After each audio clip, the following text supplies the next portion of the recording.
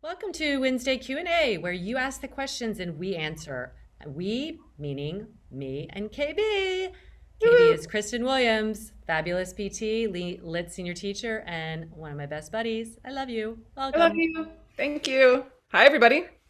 Hi, y'all. All right, we'll get started here. Julia Gerbig asks, even after mobilizing my stiff neck, I still have issues moving pain-free. Any suggestions? Wah-oh. Oh, that's Stiff so neck. common. Oh. I know. That's a great question, Julia, and you are not alone. You know, mobilizing isn't enough, and certainly just the neck. So I would look at other areas. How is your upper back moving? How is your pelvis? And then look at your life. Look at your day-to-day activities. I don't know what you do for a living, how you spend a lot of your time, but I think we see a lot of history show up in our body based on what we're doing throughout the day. So, can you make little changes? Whether it's changing how your computer station's set up at work, switching the side of the bed you sleep on, um, being mindful of if you are in business that you aren't always, turning and looking at, well, today I was in a PA meeting, my first Parents Association meeting. But I was like, oh my God, first of all, I haven't been in a meeting in like, I don't even know how long. But, and I was finding myself, I was turning and looking this one direction. I was like, oh my gosh, Kristen. So I turned my chair. But, you don't necessarily always want to be straight on. We're doing this Zoom a lot. So is there a reason why your neck is hurting? I tell my patients and my clients alike, this is not something, especially when it comes to the neck being stiff. You can't just do it once a day. You can't just do it 3 times a week, especially. It's something that you need to be applying throughout your day. Whenever I have a stiff neck, I am moving it a lot. I'm mobilizing my upper back. Look to see, how is your posture? Is your neck always working with this forward head? Is it just the weight of the head increases dramatically? Dramatically. The further it comes forward. With each 10 degrees, I can't think of the numbers off the top of my head, but you have this 10-pound head that ends up weighing, quote unquote, 60 pounds with the forward head. So, what work is your neck doing all day long? Where can you spread the work out throughout your body, whether it's getting that posture better, getting more mobility, strengthen your shoulder girdle to stabilize? How are you carrying backpacks? If you have young kids, car seats, you always carry the kid on the same side of your back. There's a lot of things when it comes to the neck that I find we need to look at what you're doing all day, what's your posture, and how can we take strain off of it so it's not held in that rigid position all the time. What else do you have to add to that, Laura? Yeah, well, everything you said, you have to look at everything. And here's the thing, your neck is the most mobile segment of your spine. So if it's stiff, what does that tell you? That tells you that there's an imbalance. There's an imbalance in how it's being held, how, to KB's point, how you're looking at, like there's an imbalance that creates that stiff feeling because ultimately it's incredibly mobile. If the skull is balanced on the cervical spine, nicely and delightfully, we wouldn't have, you'd probably see a ton of kids, they don't have any neck issues. When do they start getting it? It's when we start doing these habitual things. So, I'm a PT, I'm hugely observant, and I'll be in the middle of looking at my phone going, Laura, what are you doing? Like literally, I'll say it to myself, like, what are you doing? Like I can feel the strain on my neck. And I know better, and I'm examining myself, and I'm even saying it. So you have to just really become that observer and pick the phone up, pick your skull up, move it back in space. To Kristen's point, don't just look at the neck, look below, look at how the thoracic spine is. Because if your shoulders are rounded forward, you don't have a lot, your neck is always going to be tugged on because it's sharing these connections to the scapula, to the humeral head, to the clavicle. And so you have to look at the whole thing. Let's just be honest, this is a lifelong pursuit. It's not like, oh, what am I going to do with my stiff neck? You're just going to be working on it every single day. You're going to think, you know what? I'm waking up. It hurts more than it did during the day. Let me look at the pillow I'm sleeping on. It hurts more at the end of the day. Let me look at what I was doing in the mid afternoon. Like, you're just going to become your own little, it really is an experiment. That's what I think life is about. It's kind of like our mental health, our emotional health, that this is our neck health. We're never going to get it. We're going to pay attention because it matters. And if it's staying stiff to the point, it probably means you haven't been paying attention enough. Even if you just started mobilizing it, or maybe even if you're mobilizing it, regularly, you're not there yet. You got to really balance it out and not just do the neck as well. So there's a lot to be said but I think the biggest thing is just to realize, like, we need to pay attention All the time. all the time, because half the time, even if we think we are, we're not. So it's like we really have to pay attention. And those habits, like KB was saying, like, are you always looking in this direction, always turning in that direction? Like, my husband and I will be talking, and I noticed this happened like just a couple weeks ago. Like, I was always like this, and I said, you need to move, like, move in line with me, because we were like sitting on the couch. And I was in a position where I couldn't stretch. Anyway, so I was like, you need to move, because you're making me turn like that all the time. And so, those little things, they just add up. So I think, just think of it as part of your health package. The more we pay attention, we're improving it. So it's not something that we're just going to ever take the gas off of. No, I love that. That's so true. All right, on to the next one here from Yeah. our friend Julie Glick. She says, good movement, which I love that, by the way. I have a short personal question for the Wednesday Q&A. Whenever I am sitting in the driver's seat of my car or on an airplane seat, the headrest hits the back of my skull in such a way that it puts me right into forward head. I'm doing my best to engage my core and maintain triple S so I don't look and feel like a kyphotic vulture. But it's a real problem for those of us who are of short stature. Suggestions, please. Thank you from my head down to my sacrum. You want to start? Well, Julie, we love you. And from two tall-ish women, I'm almost 5'9", KB's what, 5'11"? Yeah. Yeah, so we definitely can't relate. And so I think, like, what you're doing, the best you can is try and adapt your environment to help you out. I've had a lot of people take their car seat headrest away. Just take it away completely, because a lot of times, unless you have a really fancy model or something, and even some of them, it's just only going to kind of accommodate a certain body frame.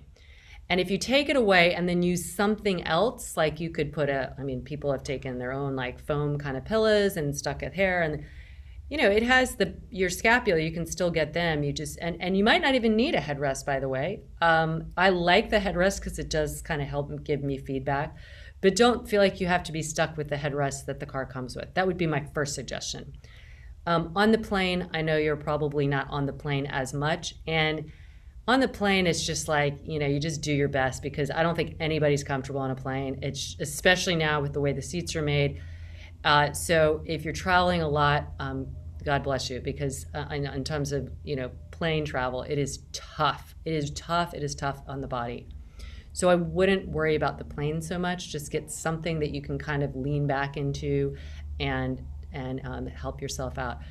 The big thing I would say, and then I would turn it over to my wonderful co-host, is watch what your feet are doing. Like, for short people, I think the bigger issue, not bigger, but just as big of an issue, is if the ground is too far away and you're on a certain size seat and you're kind of dangling off. And I think that's really what propels your pelvis forward, gets you off that plumb line, and so you can get yourself on a lower chair or get something under your feet. Because people at work, I've actually done some ergonomic stuff longer ago. It's been about 3 years with some shorter people, and they really needed, even the little high-low chair wasn't quite enough. We just put books under there, because their legs were they were scooching out so much that everything was tipping forward to get the feet down. So get your feet at a good height that you can feel the grounding, and then support your pelvis and then spine. Anything else you want to add to that? Yeah, I think the beauty of cars nowadays is they do have a lot of times the seat itself raises and lowers. So knowing how petite Julie is, if it's just a matter of 2 inches, if you can lower your seat 2 inches, but then sit on a 2 inch cushion, that's going to raise your butt relative to the actual size of the seat, so it won't mess up where your feet are on the pedals. To your point, Laura, like that matters too. You need to adjust your feet so you can reach the pedals. Are you reaching too far? So then you're rounding in the, there's a lot of with that adjustment of not only the head but also the feet. Or can you put a pillow behind your back, which rather than getting rid of the having to get rid of it if yours can't be removed, there's also the safety issue of we don't, heaven forbid you're in the whole point of the headrest is for if you're in a car wreck so you don't slam your head back. So but if you can get just an inch forward, so then you can actively draw your head back in space. I find this being tall, I love a ponytail. If I'm traveling, I drop my ponytail down to a low so I can pull my head back in space, because the ponytail gets in the way and I find I hit the headrest, but it's like there that is. So in the same way that I have something here pushing me forward, can you get something here drawing your body forward, and then you can scoot your chair back if you need to, that then you can actively find your posture without that thing hitting you. Her headrest is almost acting like my ponytail. Yes. I like that idea better than the headrest. I really forgot about the safety aspect, so just ignore me on that. I like the idea of putting something that brings you forward so that your head then goes back. And maybe even with the headrest, if it still feels uncomfortable, putting something there that can buffer that discomfort a little bit. Yeah, that would be my only thought. Yeah, was when God forbid, because I know the headrest, they drive me nuts. And a lot of time, they are so much better now than they used to be, where Yeah. you can, adjust them. But yeah, play around. Height of the seat, getting something underneath you to lift you up or forward to bring you away, and then watching where the feet are, as well as that's going to impact where your head ends up lying in relation to the pelvis. Yeah. I mean, being in the car is just rough on the body. She's So a lot, I know. a I lot. know. So you got to get out of the car as much as you can. I know sometimes it's like the necessary evil, but boy, it is hard on the body for sure, especially when you're the driver because you're stuck. Yep. All right. Speaking of health, I have another question. This is really interesting. This is from Hopeless Wanderer 502. She says, "Can you talk about handling addiction, cigarettes not crack, through yoga? LOL." Well, I think this is so funny because my team knows, like, my joke is like I'm always wanting to snort cocaine. Now I've never snorted cocaine, but I'm like always I love the feeling of endless energy, and I think I have a lot of energy, but I'm always like, can I have something that would give me more? So I think that I know myself well, and I think that's why I've never tried drugs, because I was like, I think I'd love them. I know I'd love them. So I don't. I understand the addictive nature. I think we probably all have some kind of thing we know about ourselves. Like I think I would love that feeling of like boundless energy. And I think cigarettes are not necessarily giving you energy, but my dad smoked, and I remember asking him, I was like, why do you think you smoked? And this was after he quit. And he said, because I think my job was so stressful. Now, I never thought, he was an orthopedic surgeon, I never thought of an orthopedic surgeon feeling stressed, because they're just coming in mostly fixing. But of course they are. They're opening up people. Things can go wrong, and it's just like every moment you want to improve the person's quality of life, even if it's not a life or death type surgery. It's like their life is in your hand in terms of how much their life can have value and be, pain free and wonderful. So I never thought about that. So I think, for him, it was definitely for a calming. It was so because you're saying cigarettes, what I'm thinking is, in terms of like knowing your addiction, Um, there's yoga can help with calming. Yoga can also help with energy. That's the beautiful thing about it. I really think that what it does is it recalibrates us, and not in a woo-woo way, in a way that we talk about posture because posture matters. It is a form of energy exchange, how the weight bearing comes through the body, through the joints in as much of a symmetrical manner as possible. That's energy.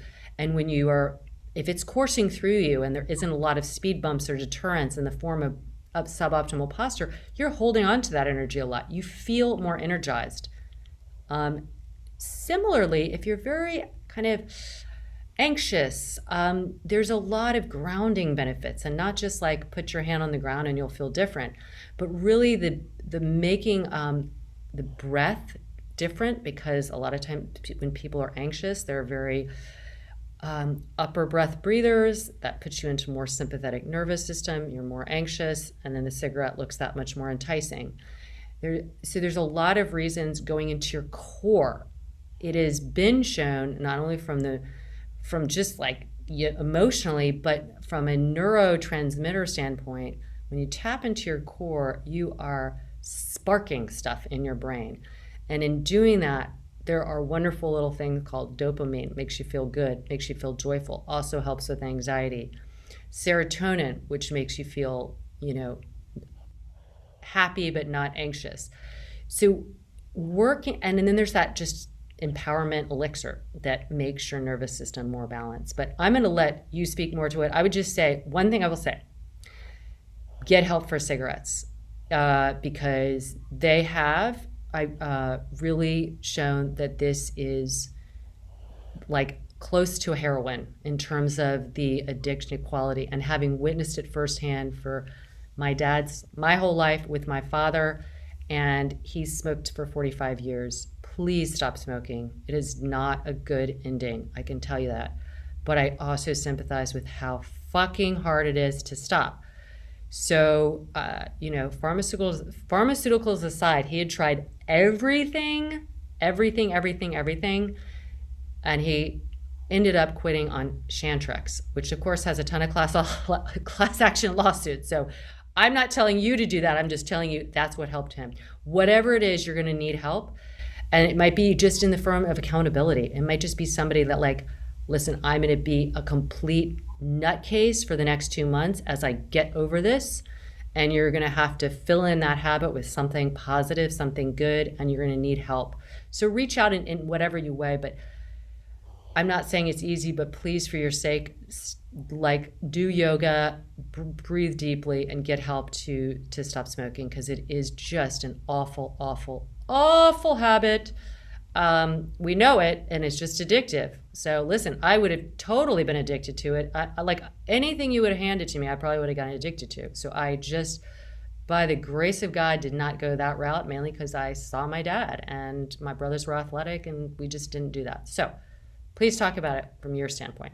Well, I mean, I have a personal standpoint to it also, in that my brother smoked for 20 years or more. I think it was right around 20, 21 years. And the game changer for him was when he got a chest x-ray for whatever it was. He had pneumonia, and they saw the beginning stages of emphysema. And that for him, like, he needed that. And he was only 33, I think, when they saw that.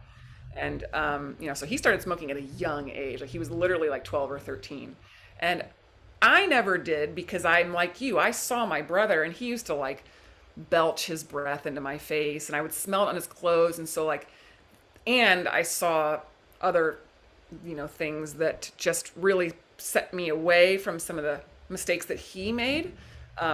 But it was something he was addicted to. I mean, it has nicotine, which is highly addictive. Like, you're talking about heroin. And it's interesting. Think about it. Caffeine, nicotine, morphine, all of these very highly addictive, I don't know what you call it, chemicals. Yeah.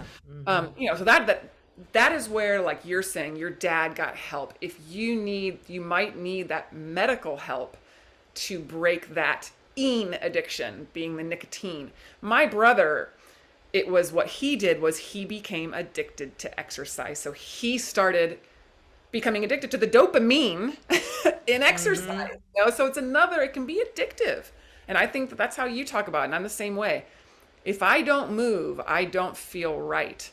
People will be like, how can you have, been on your little Apple Watch?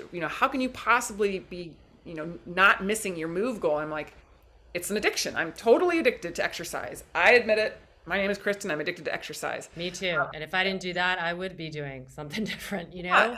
So It's, yeah. trying to replace it, yeah, and my brother, he stopped that day, has not gone back. Now he did for a while. He did like I think there's an oral fixation too. So I Oh, think he yeah. My dad had a bought straw. He would something. just put Yeah. it in his mouth. And my kids were young and they're like, "What's Grandpappy doing?" I said, "Oh, he just is used to having like something in his mouth, like when he used to smoke." I mean, I've told them like that he used Oh, to same. smoke. And that's what they do. And they'd be like, "Ooh." But yeah, he would have this, he came up with this double enforced straw, like he cut it in half and then stuck it in so it like had firmness and he would just suck on it and have it in his mouth. And it was, yeah, because I do think the oral thing is there for sure. Yeah, yeah. So you really got be compassionate with yourself. You have a lot of cards stacked against you here with Hmm. cigarettes. They are so addictive. Um, and get help, get accountability. Hmm. Um, maybe you need the chest x-ray to see. I mean, I don't know. Maybe then you see, oh, my lungs are great. I mean, yeah, you hear those stories of, oh, they smoked for 60 years and they lived till they were 100. Those people are few and far between. Smoking, Oh yeah, no. it is And let me important for tell you, life. there's quality of life and Yeah. there's quality of life as a smoker, and everybody's going to decline when you're a smoker. It does. I mean, if your brother had it at 30 something, my dad didn't get emphysema until he was in his mid 60s, and he lived to 79, but it was not, he was cognitively there, but he was limited on what he could do. And everything else about him was healthy, but like if you don't have your lungs working, you're not moving much. You're not enjoying life. It sucks. You're going to get infections. And it sounds like you want to break this. So we're pulling for you. Yeah. And Yoga can help, but it might not be enough. I think this is maybe an inspiring story for you in that I work with a client who I've worked with for the last 4 or 5 years privately, and she has a lung disease it was not brought on by smoking, or it was actually brought on, believe it, by a SARS virus. And we started working together, and she goes to the pulmonologist once a year, gets has chest x-rays for years, and we've actually seen with her doing yoga with me 3 times a week, they have seen an improvement in her deep those deep alveoli have improved. So that's what and my brother has since had an x-ray because he got some sort of, chest, and his has improved. The lungs are pretty amazing. They can, if you decide to stop, with the breath work, with exercise, with yoga, you can make a change. Yeah. I've seen it at least in those two personal case studies between my client and my brother, who have switched to. My brother switched to exercise. My client, she would walk for exercise, but she took on yoga where we really focus on her breath, and it's phenomenal. That's amazing. And the other thing I'll just add about addiction in general, and this could be insert anything like, whatever, or just a habit that is really not serving you, is be your cheerleader. That's one reason when I look at my lit yoga mat, and you don't have to buy one, but it's awesome if you do because it has it on there. But write down I can. You have to believe it, and then you have to reinforce it, because this is like a demon. This is like a battle. You're in a battle, and it's internal. And to prevail, you actually have to be a cheerleader. You have to like say like, this is something and it sucks, and I'm recognizing it, and I want to break it, and I'm going to do it with compassion but major courage, and I'm just going to keep at it. So if you stumble and like one day you've done really well for a couple weeks and you have a cigarette, who fucking cares? Just get back on the horse, and don't let that, that's another people like they'll have a good streak and then one little slip up and then they're just like hands up in the air. Yeah. But really use yoga to empower you, use it to help your breathing, to help your nervous system. to help you process stuff that's going to come up inevitably, and then, get help in the form of friendships. Talking about it is courageous enough. So I really applaud you for even asking the question. And we're pulling for you always. Yes. And on that note, as because we're all listen, we all have our struggles and our inner stuff, and observing it, paying attention to it, and then you've got the chemical stuff in there that has come from this addiction that you're going to have to observe and know that it'll be tough, but you get over the hump and it's going to get there. So we love you and we're pulling for you. And I love you. And I love you. Bye, everybody. Bye, everybody. Write us with any wonderful questions. As you see, it doesn't have to be completely body related. We don't have the answers. We'll just give you our ideas and our kind of opinions, and that's all they are. So if you have any ideas for anybody today, you can always write us at support@lityoga.com. Write us your questions. You can write us at that email or on Instagram at lara.hyman, KBWilliams99. And again, we are pulling for you. Yes, we are. Yay! Yay.